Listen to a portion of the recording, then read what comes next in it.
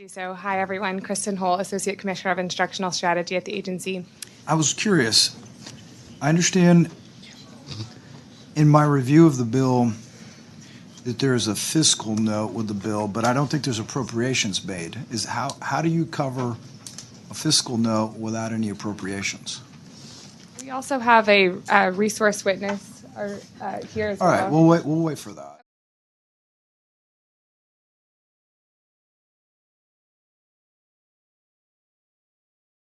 Secondly, in terms of Fort Worth, you heard one of the witnesses talk about Fort Worth and the use of Amplify in Fort Worth. Are you familiar with the usage of that in Fort Worth? We don't collect local data from districts, so we wouldn't be able to comment on Fort Worth's data if they were reporting on local data from local assessments. No, I'm talking, you don't collect any information on the use of Amplify? We have had a grant program to support districts in COVID response for those using the open education resources. So we would have a sense of, if a district joined that or not. But if they were conducting local assessments throughout the year, we would not have that data. So there's no assessment as to whether or not Amplify is working or not? Local districts conduct local assessments to determine. I understand all that. Great. All right. The point I'm asking you is, TA appears to be recommending Amplify. Am I correct or am I wrong about that? We have a set of open education resources. Hold on. If you don't understand the question, I'll rephrase it, okay? Is TA recommending the use of Amplify? Yes or no? We have procured underlying content from Amplify that we now own, but it is distinct from Amplify. So that is what I was going to clarify. We do believe in, we want to make a high quality open education resource, but that is not Amplify. We procured content that we then have continuously improved and developed, and that is now distinct from Amplify. So Amplify as an organization has a number of products that exist in the private market that they are able, they can continue to sell to districts, but the OER product is now owned by the state, and we can continue to improve it and edit it apart from Amplify. All right, so is it an Amplify product? It is a state product now. Did you purchase it from Amplify? Some of the underlying content was originally purchased from Amplify, but has since already been revised and will continue to be revised the answer to the question is yes. Based on feedback. Yes, we did. Okay. We did so receive. As it relates to the use of Amplify by school districts, you're saying that we have to go to the various school districts that are using it in order to determine whether or not it was successful. All right. I'm asking TEA to check with Fort Worth to find out whether it was utilized and do the evaluation as to whether or not it was successful. Can you do that for me? We can definitely I thought you could. So talk with Fort Worth and see what done? they would like to share. When can you get that done? I'm good. Thank you, Senator Webb. I'm just, hold on. When can you get that done? Oh, good. I can check back with the team. We can check with Fort Worth and see what they're willing to share, but they're not required to share with us local assessment data. Okay. I'd like to get the answer tomorrow if all possible. That's what I'm talking about. That makes no sense at all. And so I just want to ask, so It makes no sense at all. Amplify, you extracted some things from Amplify, modified them, changed them up, and you use them at different schools, or they're part of curriculum? So whenever What did y'all do with them? When you took them out, extracted, changed, what'd you do with it then? Because Yes, ma'am. Under this bill, there has to be permission, or we have to know. Where before we didn't. The way the process worked is we had an open competitive solicitation. We had 23 vendors response, and we awarded 6 contracts related to open education resources. That's how we procured and acquired the underlying content. Once we obtained that content, we took it through an extensive and very rapid vetting process because this was during the time of COVID, so it was very quick. to support districts in getting access to materials as quickly as possible. But we went through a vetting process, and as part of that vetting process, we looked for TEKS coverage. So let me just make sure I'm following. So extracted the material, changed it, had a bidding process, 6 vendors, and then they built onto the platform that y'all had. We started The with core that you extracted and changed up. Did that become the platform then for the 6 vendors, or the vendors that you chose or that won the bid? once we completed the RFP process, that content was then owned by the state. So once we owned that content, we reviewed it and continued to edit it over time. So we edited it, we revised it, and then we put that product up on the website for anyone to access to meet the open education resource requirement, in that all of the material is digitally accessible for free to anybody in the state to reuse and or modify as needed for their local context. Over time, we have continued to obtain feedback from our pilot districts and have continued to edit that product. And the most current version is online that anybody could access right now.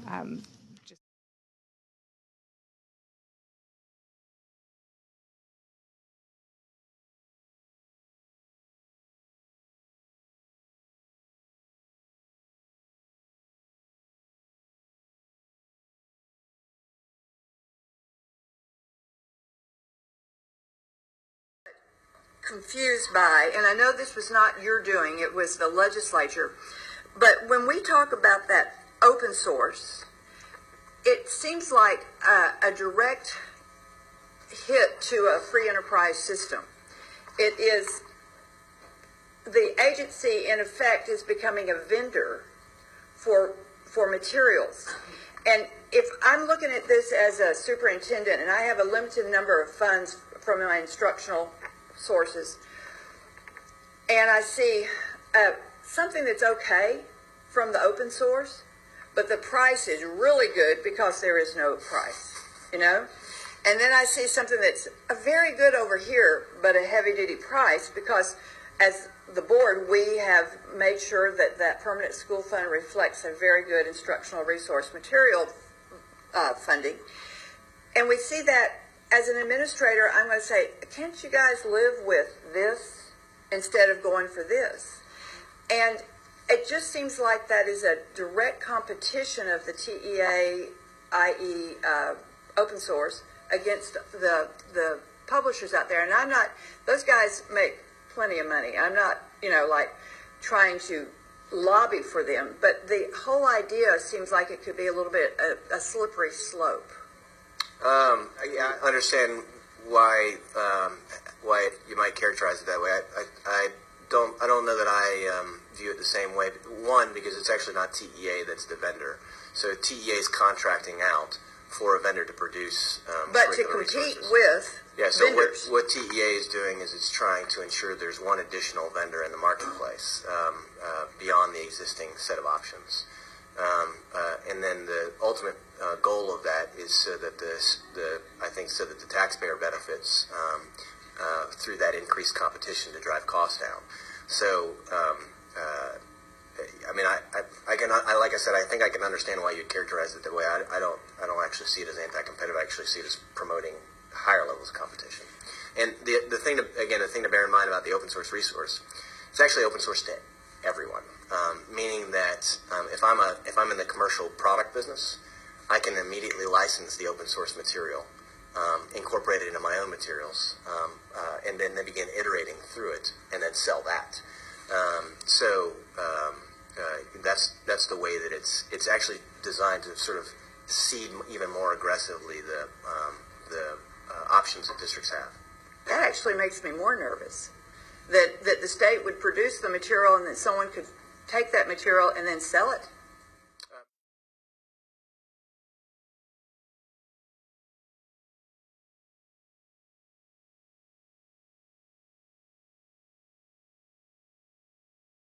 Before I get into the details, my name is Mike Morath. I'm the Commissioner of Education. I served in this role for about 6 years. Before this, I was on the school board in Dallas. And before that, I ran a small software company that I was fairly successful with and sold before that. But I'm not a educator, sort of by background. I'm not a trained teacher, so I've had to learn a whole lot along the ways. And what I'm going to share today is some of what I've learned. But in terms of what got me to this point, I've always been pretty passionate about kids' issues. So I did a lot of volunteer work. You shouldn't be teaching kids how to read on an iPad. This is Right. like well understood. But we see that is happening from K to 12. So it's not helping our kids. My kid is falling behind because of that very issue. That's right. Because he does not have the book. You need paper. There's a bunch of Right. brain science. But it's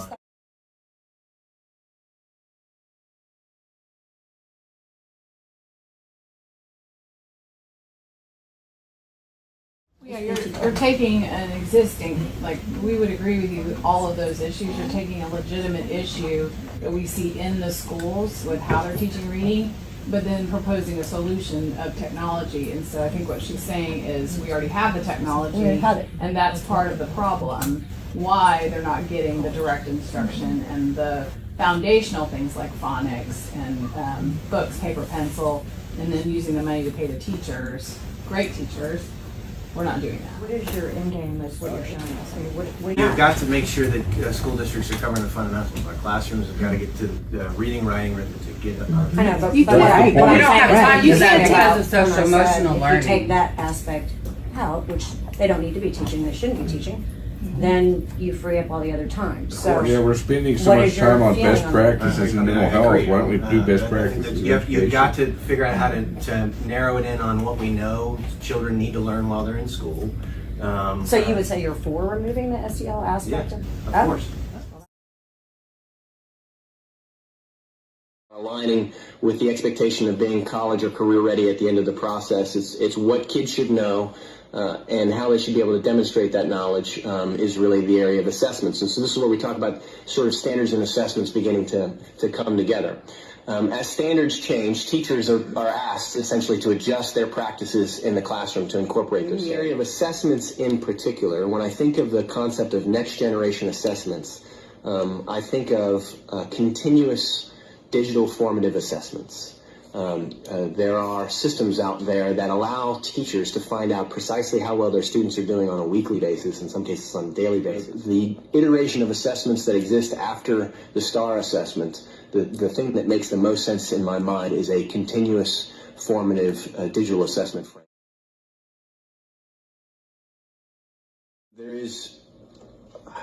There's this growing body of research related to what are sometimes referred to as non-cognitive skills. Soft skills is a term for them. I personally sort of call them character skills without the moral overtones. It's just sort of hard work and enthusiasm. IP actually has these built into their curriculum on a formalized basis. Austin ISD does it, and they don't call it either soft skills or character skills. In Austin, they use the term social. To address the Amplify curriculum. So did you purchase that? Is this correct? Yeah, it's one of the RFPs that we issued. Okay, so I'm leading a team of over 50 volunteers from across the state, and we are doing a detailed review of Amplify K through 5. When we're finished, we'll do 6 through 8 and then 9 through 12. And so we have some light examples of what we're finding in the curriculum. And I'd like to give you some of this information. This is great. I think this is the things. I think it's what you had asked about Amplify. One of the things that the legislature has told the state agents at the TEA to do is build what are referred to as open education resources. These are textbooks owned by the state, and make those available. This legislative session before COVID hit, there was money put in, and the language said prioritize the TEKs that are being rewritten by the state board, which that had just followed the English language arts rewrite. So it's English language arts curriculum. So we began executing the open education resource statute to provide or build custom textbooks owned by the state of Texas. I just want to say, overall, Amplify is desensitizing our children, and it's indoctrinating them on many, many, many levels. If the devil could come together and create some curriculum that didn't go over the line but went as close as it could and then poke through every once in a while, that's what Amplify is. Yep. And so I have been sick to my stomach because this is out to Texas children everywhere. And so I just want to go over, these are harmful elements that we have found in Amplify. Sexualizes children, teaches children to consent to sex, yes, about lovers. Fails to establish abstinence as the expected standard, promotes transgender ideology, multiple examples of that, undermines traditional values and beliefs all over the place, undermines parents or parental rights. That is an ongoing theme in Amplify. We'll look at it in a second. Refers children to harmful resources, ongoing theme. Yes, we have critical, there is so much leaning one direction in an underlying woven in agendas in Amplify everywhere. Social emotional learning and mental health, asking them their emotions. Violates natural age appropriateness. That is everywhere. There is stuff that does not need to be in front of minors. Source material harmful, like the guava. There's many other books with examples like that. Yep. Poems, everything. It sends them out to look at stuff. Painting Christianity in a negative light, definitely. There's witchcraft. There's magic and curses and sorcery and mistreatment of immigrants and border issues. There's a lot of that. There's drugs, alcohol, and cigarettes. The only thing I found in there is alcohol thus far. I'm not done. Surveys, invasion of personal information. You got the examples. This is the light. We have examples of all this. This is the light version. This is not the in-depth summary. We're going to use these harmful elements and create in-depth summaries for every single grade, starting with grade 5, going down, and then we'll go 6 up. We should have 5th out soon, but this was just, this PowerPoint could be, it's already 50 pages. Very concerning imagery. So overall, these are the themes, and like I said, I'll let some other people talk, but age inappropriate content, constantly undermining parental authority. They just have example after example of kids doing the wrong thing over and over. And then also just teaching the child how to retaliate to the parent. And there's never positive example deal. And I've researched who's on the board of Amplify and who the CEO is. I'm sure you know, I'm not gonna recite it all. But they're the most leftist progressives that are out there. And the bottom line is, we don't want this pulled out of Amplify. We want Amplify to go away. I do not trust these curriculum creators. There are clear underlying agendas, and like I said, this is just a light of what's happening in there. And a lot of it is horrible examples. They're trying to harm our children. They're trying to tear them down. I can't dump my brain out here and tell you all the examples that we're seeing, but hear me when I say that they are twisting and manipulating the kids. And it makes me sick. It makes me sick to my stomach. Amplify needs to be. Well, the bottom line is all educational technology is littered with everything she's talking about. Yeah. It's all embedded in throughout all educational technology. I know you're aware of this. You spoke about it in 26, embedding all of these social and emotional learning skills, the soft skills, into math, into English. You are now mandating the TEA, the online STAR. So I really shudder when I hear you say, oh, well, I want kids writing, but you've got 3rd graders and kindergartners taking an online STAR test. So all of the online business, it has to go. We don't want it. No parents want it. We want traditional education. We want reading, writing, math.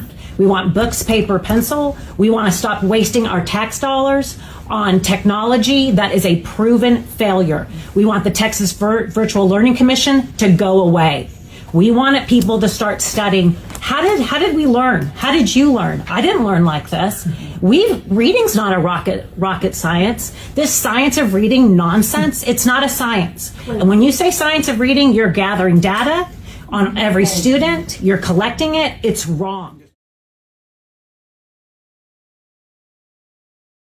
The classrooms that I have seen, of course, it's a version of the pilot program, are materials printed out, there's books that are bound. It is traditional style of learning. It's not kids on tablets. No, this is meant to be pencil and paper textbooks. Okay. That's what I've seen in classrooms across Texas where I've visited and folks I've talked to.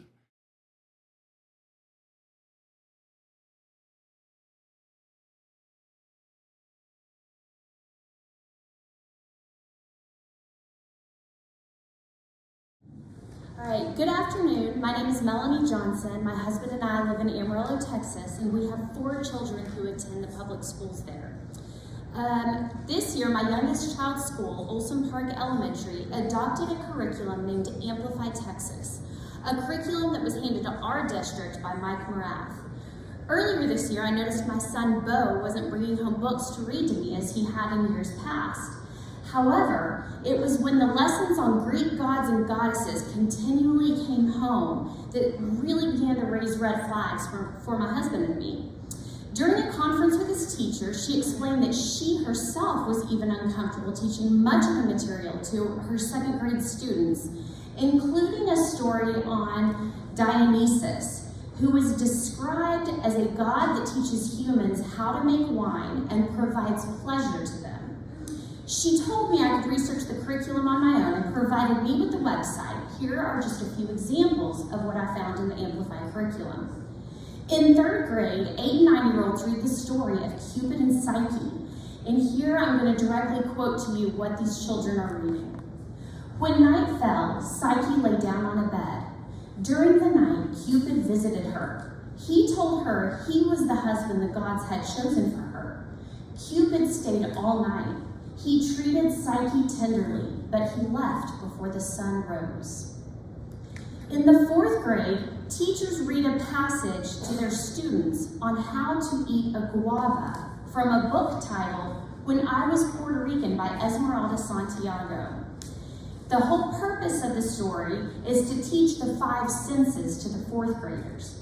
And as the teacher's reading this, there should be, according to the teacher guide, a student standing next to her with a guava in their hand, mimicking what she is reading. Here are just a few sections that I have taken out, scripted word for word. Excuse me. Okay. Finger the prickly stem. Imagine the pale pink center. Your teeth must grip the bumpy surface and sink into the thick, edible skin. The inside of your mouth explodes in little spurts of sour. Your lips purse into a tight O. And I don't know if you guys are at all familiar with the Urban Dictionary, but if you look up the term guava in the Urban Dictionary, it specifically states that it is a slang term for a vagina. And still other lessons come with their own warning labels to teachers.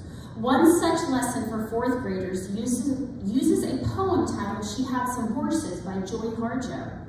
In the teacher's guide, it tells them, quote, you will be reading an excerpt of the poem to keep it appropriate for younger readers. If our teachers do not fully understand how the stanzas are set up and they misread the numbered lines given to them, this is what our children could possibly hear. She had some horses who licked razor blades, who cried in their beer, who spit at male queens, who cried in their bed at night and prayed as they raped her. This is just a fraction of what I've read from a curriculum that as of late 2020 has been distributed to nearly 400 Texas school systems. So my question would be to Mike Morath, is this the, quote, high quality instructional material that he had pictured for our children? And if not, what is he planning to do about it?